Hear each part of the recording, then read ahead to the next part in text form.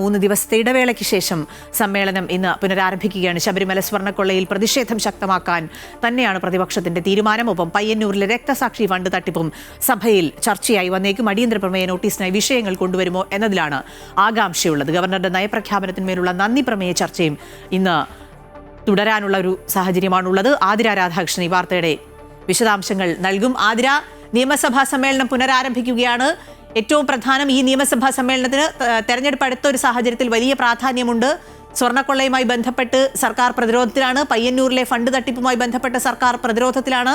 ആന്റണി രാജുവുമായി ബന്ധപ്പെട്ട വിഷയത്തിലും സർക്കാർ ഒരു തരത്തിൽ പ്രതിരോധത്തിലാണ്. അങ്ങനെയുള്ള ഒരു സാഹചര്യത്തിലാണ് നിയമസഭാ സമ്മേളനം ചേരുന്നത്. പ്രതിപക്ഷത്തിന് മുന്നിൽ ഒരുപാട് ആയുധങ്ങളുണ്ട് സർക്കാരിനെതിരെ ആഞ്ഞടിക്കാൻ.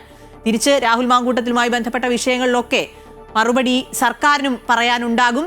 എങ്ങനെയായിരിക്കും സഭ?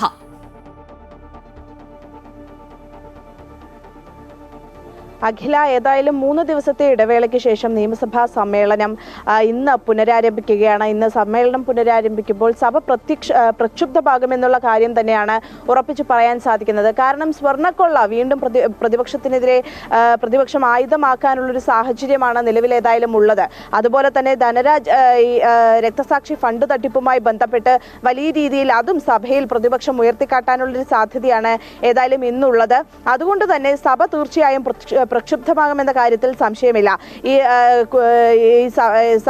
സഭയിൽ പ്രധാനമായും പ്രതിപക്ഷം ഉയർത്തിക്കാട്ടാൻ പോകുന്ന വിഷയം എന്ന് പറയുന്നത് ഈ സ്വർണ്ണക്കൊള്ളയാണെങ്കിൽ തിരിച്ച് ഭരണപക്ഷം ഇത്തരത്തിൽ സ്വർണ്ണക്കൊള്ളയിൽ സോണിയാഗാന്ധിയുമായി പുറത്തു വന്നിട്ടുള്ള ചിത്രം, ഉണ്ണികൃഷ്ണൻ പോറ്റിയും സോണിയാഗാന്ധിയും അടൂർ പ്രകാശുമായി പുറത്തു വന്നിട്ടുള്ള ചിത്രമാണ് കഴിഞ്ഞ സമ്മേളനത്തിൽ ഉൾപ്പെടെ ഭരണപക്ഷം ഉൾപ്പെടെ വലിയ രീതിയിൽ ഈ സ്വർണ്ണക്കൊള്ളയെ പ്രതിപക്ഷത്തിന്റെ ആരോപണങ്ങളെ പ്രതിരോധിച്ചിരുന്നത്.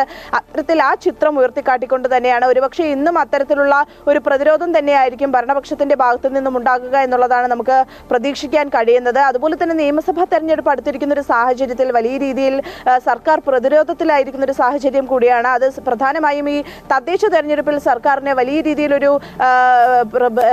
രീതിയിൽ സർക്കാരിന് ഒരു പ്രതിരോധത്തിലാക്കിയത് എന്ന് പറയുന്നതും ഇത്തരത്തിൽ ഈ സ്വർണ്ണക്കൊള്ള വിഷയം തന്നെയാണ്. അത് തന്നെ നിയമസഭാ തെരഞ്ഞെടുപ്പിലും ഒരുപക്ഷെ സർക്കാരിനെ ബാധിക്കാനുള്ള ഒരു സാധ്യതയാണ് മുന്നിലുള്ളത്. അതുകൊണ്ട് തന്നെ പ്രതിപക്ഷം വലിയ രീതിയിൽ അത് ആയുധമാക്കാനുള്ളൊരു സാധ്യതയുമുണ്ട്. അതുകൂടാതെ തന്നെ ഈ ശബരിമല സ്വർണ്ണക്കൊള്ളയുമായി ബന്ധപ്പെട്ട സഭയ്ക്കകത്തും പുറത്തും പ്രതിഷേധം വ്യാപിപ്പിക്കാൻ തന്നെയാണ് പ്രതിപക്ഷത്തിന്റെ തീരുമാനം. അതേസമയം ശബരിമല സ്വർണ്ണക്കൊള്ള അടിയന്തര പ്രമേയമായി കൊണ്ടുവരുമോ എന്ന കാര്യത്തിൽ ഇന്നും ആകാംക്ഷ തുടരുകയാണ്. ഒരുപക്ഷെ അത്തരത്തിലൊരു അടിയന്തര പ്രമേയമായി ശബരിമല സ്വർണ്ണക്കൊള്ള തന്നെ കൊണ്ടുവരാനുള്ള ഒരു സാധ്യതയാണ് ഇന്നും നിലവിലേതായാലും ഉള്ളത്. അതുകൊണ്ട് തന്നെ സഭ ഏതായാലും പ്രക്ഷുബ്ധമാവാനുള്ളൊരു സാഹചര്യം തന്നെയാണ് നിലവിലെ സാഹചര്യത്തിൽ ഉള്ളത്.